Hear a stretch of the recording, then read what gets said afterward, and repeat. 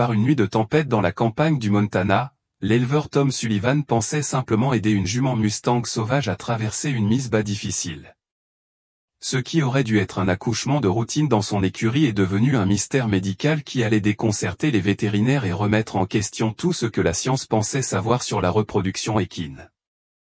Le violent orage qui a balayé la vallée de Gallatin cette nuit d'octobre a apporté bien plus que de la pluie et des éclairs au ranch de Tom Sullivan. Alors que l'éleveur de 62 ans effectuait sa dernière ronde avant d'aller se coucher, vérifiant son bétail et protégeant son matériel contre le vent hurlant, il a aperçu quelque chose qui l'a poussé à saisir sa lampe de poche et à s'aventurer dans la tempête. À l'abri de sa vieille grange à foin, une jument Mustang avait trouvé refuge contre la tempête. Mais ce n'était pas n'importe quel cheval sauvage en quête d'abri. Cette jument était en phase avancée de mise-bas et manifestement en détresse. Tom, qui s'occupait d'élevage depuis plus de 40 ans et avait assisté à d'innombrables naissances, avait immédiatement trouvé quelque chose d'inhabituel chez cette jument. Sa robe était d'un gris argenté éclatant qui semblait scintiller même dans la pénombre, et son regard exprimait une intelligence presque troublante. Plus inquiétant encore était sa taille. Elle était énorme pour un Mustang, facilement 17 mains de haut, avec un museau si distendu qu'il semblait impossible à porter pour un cheval. Du calme, ma fille, murmura Tom en s'approchant lentement, sa voix à peine audible dans l'orage. On dirait que tu as choisi une nuit d'enfer pour avoir un bébé. Le travail de la jument durait visiblement depuis des heures. Elle était épuisée, couverte de sueur et montrait des signes de détresse intense. L'expérience de Tom lui indiquait qu'il ne s'agissait pas d'un poulinage ordinaire, quelque chose clochait sérieusement. Il appela immédiatement sa vétérinaire, amie de longue date, le docteur Sarah Chen. Malgré leur tardive, le docteur Chen, qui soignait les animaux de la vallée depuis 25 ans, n'a jamais refusé un appel d'urgence. Mais lorsque Tom a décrit ce qu'il voyait, sa voix était empreinte d'inquiétude. Tom, ce que vous décrivez ne ressemble pas à un travail équin normal, a-t-elle dit à travers la connexion téléphonique grésillante, l'orage perturbant la réception.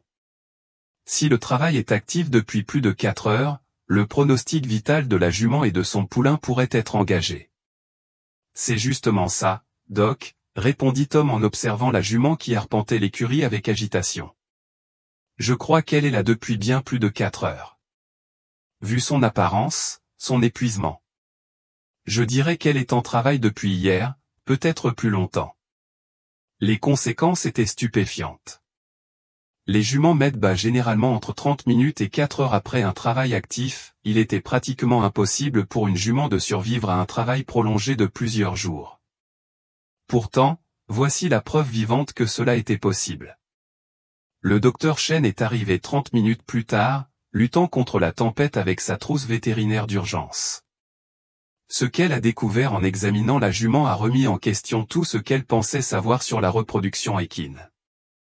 Tom, c'est sans précédent, a-t-elle dit, la voix pleine d'étonnement et d'inquiétude.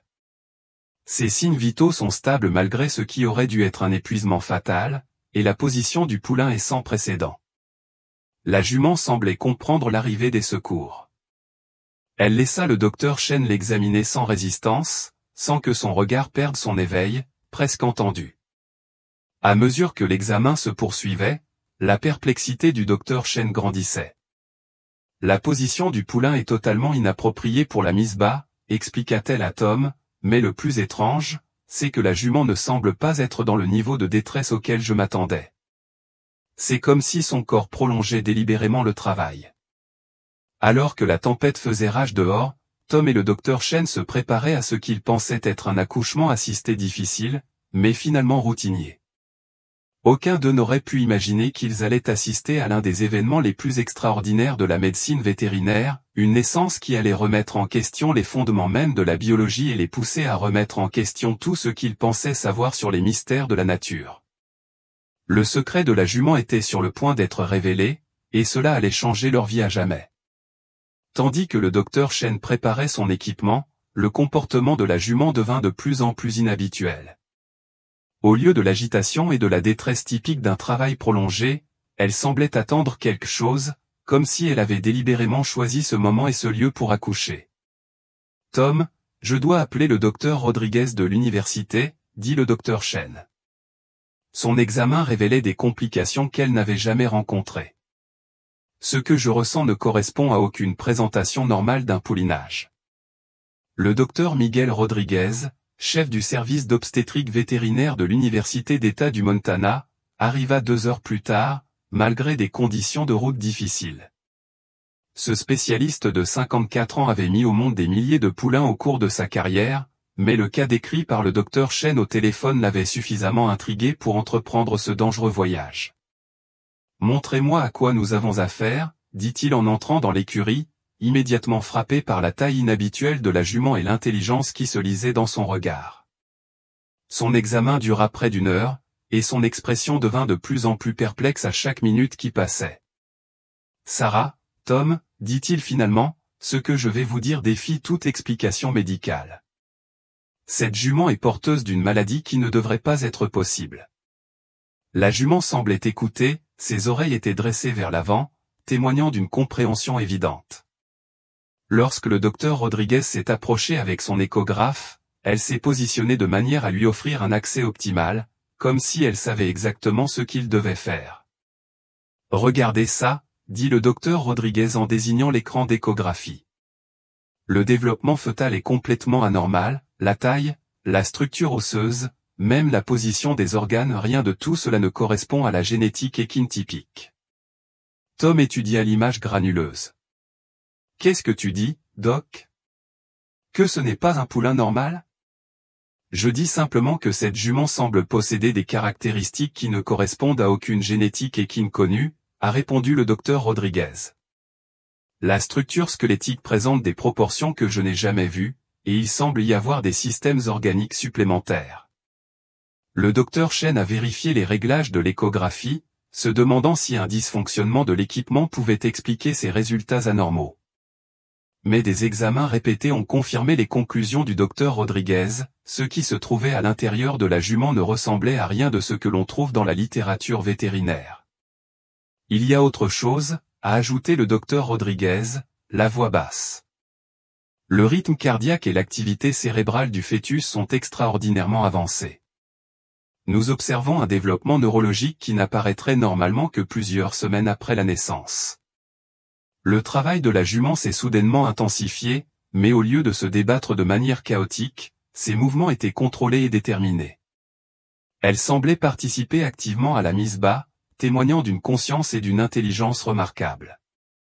Elle ne fait pas qu'accoucher, a observé le docteur Chen. Elle gère tout le processus au se positionner, contrôler sa respiration comme si elle savait exactement ce qui doit se passer. Au fil des heures, les vétérinaires ont observé des comportements imprévisibles, la jument guidait chaque contraction, facilitait le passage du poulain et allait même jusqu'à écarter le docteur Chen du museau lorsqu'elle tentait d'intervenir. Lorsque le poulain est enfin sorti, il ne ressemblait à aucun nouveau-né équin jamais vu. Ses proportions étaient délicates, ses membres longs et fins, et son pelage chatoyait d'une irisation qui rappelait le gris argenté de sa mère. Mais le plus étonnant résidait dans ses yeux vifs, des yeux qui scrutaient le monde avec une clarté bien supérieure à celle d'un poulain nouveau-né. Tom, le docteur Chen et le docteur Rodriguez restèrent silencieux, stupéfaits, tandis que la jument berçait son extraordinaire poulain. Dehors, la tempête commençait à se calmer. À l'intérieur de l'écurie, un nouveau chapitre de la science vétérinaire s'écrivait, un chapitre qui les obligerait à reconsidérer les limites même des miracles de la nature. Elle dit que le taureau souffre, qu'il n'est pas en colère, mais qu'il a peur. Et elle dit qu'elle peut l'aider. Avant de poursuivre cette histoire incroyable, je dois vous demander une immense faveur. Si cette histoire vous touche et vous émerveille, cliquez sur « J'aime » dès maintenant. Cela nous aide vraiment à partager ces histoires poignantes avec ceux qui en ont besoin. Et si vous n'êtes pas encore abonné, cliquez sur « S'abonner » et activez la cloche de notification. Des histoires comme celle de Maya méritent d'être entendues par tous, et votre soutien nous aide à vous faire découvrir d'autres récits incroyables de connexion, d'espoir et des liens extraordinaires qui unissent les humains et les animaux. Croyez-moi, ce qui va suivre va complètement changer votre façon de concevoir la communication et la compréhension. Le shérif Bradley, qui observait de l'intérieur, s'approcha du groupe à l'entrée. Il en avait vu assez dans sa carrière pour savoir quand quelque chose d'inhabituel se produisait, et la réaction de Titan à la présence de la petite fille était tout à fait inhabituelle. « Docteur Mitchell » a-t-il appelé par-dessus son épaule, « combien de temps avons-nous » ? 15 minutes, répondit-elle en regardant nerveusement sa montre. Bradley observa Maya un instant, remarquant qu'elle restait impassible malgré le passé violent de Titan. La plupart des adultes ne s'approcheraient pas à moins de 15 mètres de l'enclos du taureau, pourtant cette fillette de 8 ans semblait attirée par lui comme un aimant. « Que dit-elle exactement » demanda Bradley à Maria. Maria a adressé la question à Maya, qui a répondu par une série de gestes complexes qui semblaient raconter toute une histoire. Maria a ensuite traduit lentement, luttant visiblement pour croire à ses propres mots, elle dit que Titan n'est pas un mauvais taureau. Elle dit que quelque chose le blesse, le fait agir de manière insensée. Elle veut se rapprocher de lui. Le docteur Mitchell les avait rejoints, sa curiosité médicale prenant le pas sur sa prudence. Comment Maya pouvait-elle savoir cela? Elle n'avait jamais vu le taureau auparavant, ne l'avait jamais examiné. Maya fit un autre signe, et le visage de Maria pâlit. Elle dit qu'elle ressent sa douleur, traduisit Maria. Que lorsqu'elle pose ses mains sur la vitre, elle perçoit les vibrations de sa détresse. Elle dit que c'est comme s'il criait, mais que personne ne l'entendait. Le silence régnait dans l'établissement, à l'exception du bruit lointain de la respiration de Titan. Même les manifestants à l'extérieur semblaient pressentir que quelque chose d'important se tramait. Maya continuait d'appuyer ses mains contre la vitre, son petit visage maquillé de concentration. Puis, un événement remarquable se produisit, Titan, immobile depuis l'arrivée de Maya, commença à avancer lentement vers la paroi vitrée. Non pas avec la charge agressive qui caractérisait son comportement depuis des mois, mais à pas mesurés et réfléchis. Arrivé à la barrière, il baissa sa tête massive jusqu'à ce qu'elle soit au niveau de celle de Maya.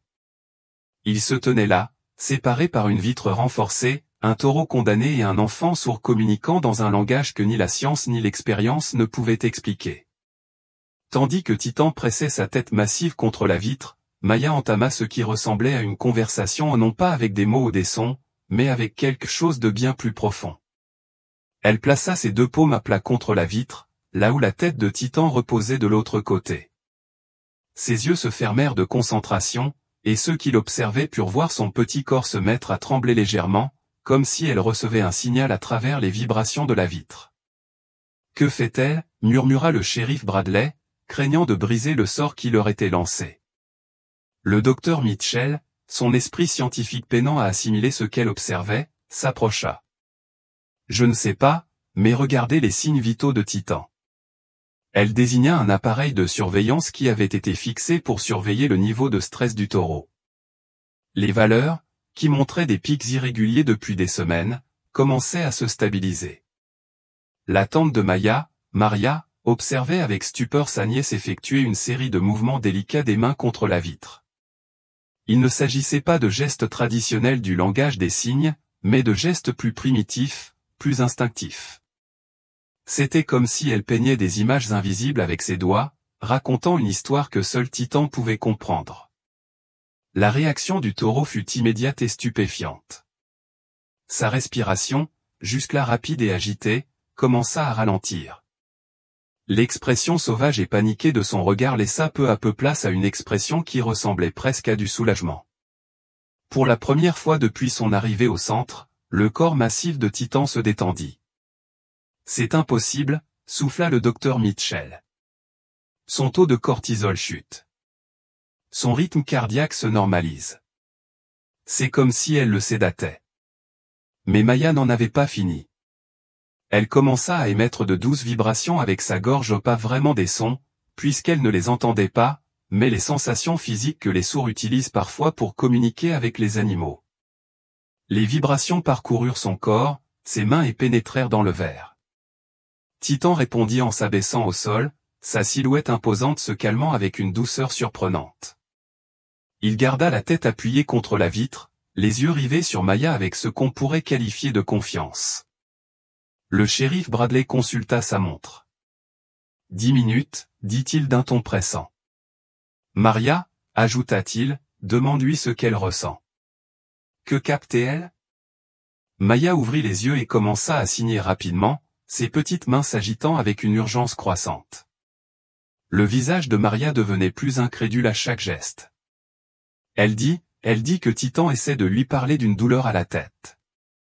Une douleur vive et constante qui le rend fou.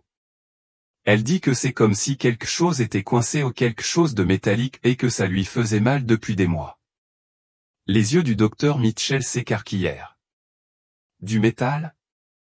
Nous avons fait des radiographies, mais nous n'avons examiné que les principaux organes et les os. Nous n'avons jamais examiné spécifiquement ses oreilles ou ses sinus à la recherche de corps étrangers. Maya continuait à signer, et Maria traduisait en temps réel. Elle dit que la douleur est plus intense lorsqu'il y a des bruits forts. C'est pour ça qu'il charge. Il n'est pas agressif, il essaie d'échapper au bruit qui aggrave la douleur. Les pièces du puzzle commençaient à se mettre en place. Les attaques de Titan avaient toutes eu lieu dans des situations bruyantes, la foire du comté avec ses haut-parleurs, la ferme Peterson pendant le fonctionnement du tracteur, la propriété de Madame Henderson pendant un barbecue dans le jardin avec de la musique. Elle veut l'aider, continua Maria en traduisant.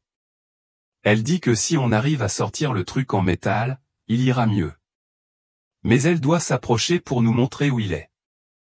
La demande flottait dans l'air comme un défi à tout ce qu'il savait des protocoles de sécurité. Laisser un enfant de 8 ans entrer dans l'enclos d'un taureau condamné à mort pour comportement violent? C'était impensable. Mais sous leurs yeux, quelque chose d'extraordinaire continuait de se produire. Titan demeurait parfaitement calme, son attention fixée sur Maya avec une intensité qui suggérait qu'il comprenait exactement ce qu'elle essayait de faire. C'était comme si le taureau les suppliait de faire confiance à cette petite fille qui avait réussi à communiquer avec lui alors que personne d'autre n'y parvenait. 5 minutes, annonça le docteur Mitchell, la voix tendue. Maya leva les yeux vers les adultes qui l'entouraient, ses yeux sombres emplis d'une détermination qui naît d'une certitude absolue. Elle fit un signe à sa tante, qui hésita avant de traduire. Elle dit qu'elle sait que tu as peur, mais Titan n'est plus dangereux. La douleur l'a rendu dangereux. Elle dit qu'elle peut le rassurer, mais seulement si tu lui fais confiance. Le poids de la décision pesait lourdement sur les épaules du shérif Bradley, suivre le protocole et exécuter ce qui semblait être un animal souffrant, ou prendre un risque sans précédent basé sur l'intuition d'un enfant sourd. Le shérif Bradley prit une décision qui le hanterait toute sa vie, s'il avait tort. Contre tout protocole, toutes les règles de sécurité et tout instinct qui lui criait d'arrêter, il déverrouilla la porte de l'enclos de Titan. Si ça tourne mal? Commença le docteur Mitchell. Mais Bradley leva la main. Regardez-le, dit-il doucement. Regardez-le vraiment. Quand avez-vous vu Titan aussi calme pour la dernière fois? C'était vrai. L'énorme taureau resta immobile, les yeux fixés sur Maya avec une expression d'espoir. Cela semblait presque une marque de gratitude. Lorsque la porte s'ouvrit, Titan resta immobile, ne montrant aucun signe de l'agressivité qui le caractérisait depuis des mois. Mia s'avança sans hésitation, sa petite silhouette éclipsée par l'énorme animal. Les adultes retinrent leur souffle à son approche, tous leurs muscles se tendirent, prêts à réagir si quelque chose tournait mal. Mais au lieu de violence, quelque chose de magnifique se produisit. Mia s'agenouilla près de la tête massive de Titan et posa doucement ses mains sur son front, juste au-dessus de ses yeux. La réaction du taureau fut immédiate, il ferma les yeux et laissa échapper un profond soupir qui sembla libérer des mois de tension accumulée. Mia reprit sa forme de communication unique, caressant la tête et le cou de Titan, cherchant quelque chose que les adultes ne pouvaient voir. Son visage était un masque de concentration tandis que ses doigts sensibles exploraient le contour de ses oreilles. Soudain, elle s'arrêta. Ses yeux s'écarquillèrent et elle se mit à signer frénétiquement à sa tante. Maria traduisit, la voix pleine d'excitation. Derrière son oreille gauche, au fond du conduit auditif, on dirait du métal tranchant et il appuie contre quelque chose d'important. Le docteur Mitchell prit sa trousse médicale et se précipita dans l'enclos, sa curiosité scientifique prenant le pas sur sa peur. Mia, peux-tu me montrer où exactement? Mia guida la main du vétérinaire jusqu'à un endroit situé juste derrière l'oreille gauche de Titan. Le docteur Mitchell le sonda doucement, et son visage pâlit lorsqu'elle sentit ce que Mia avait découvert. « Il y a vraiment quelque chose d'étranger ici, » dit-elle, stupéfaite. « Comment avons-nous pu passer à côté de ça? C'est profond, mais je sens le bord de ce qui ressemble à un morceau de grillage ou de fil métallique. » Alors que le docteur Mitchell examinait la zone de plus près, les pièces du puzzle de Titan ont commencé à se mettre en place. « Cela expliquerait tout, » dit-elle d'une voix pleine d'excitation. Si un morceau de métal pointu se logeait dans son oreille interne, chaque bruit fort lui enverrait des ondes de douleur atroces dans la tête. Il n'était pas agressif, il souffrait terriblement. Mia continuait de réconforter Titan pendant que le docteur Mitchell préparait une intervention d'urgence. Le taureau restait parfaitement immobile, comme s'il comprenait que les secours arrivaient enfin. La présence de Mia semblait agir comme un anesthésiant naturel, le gardant calme et coopératif.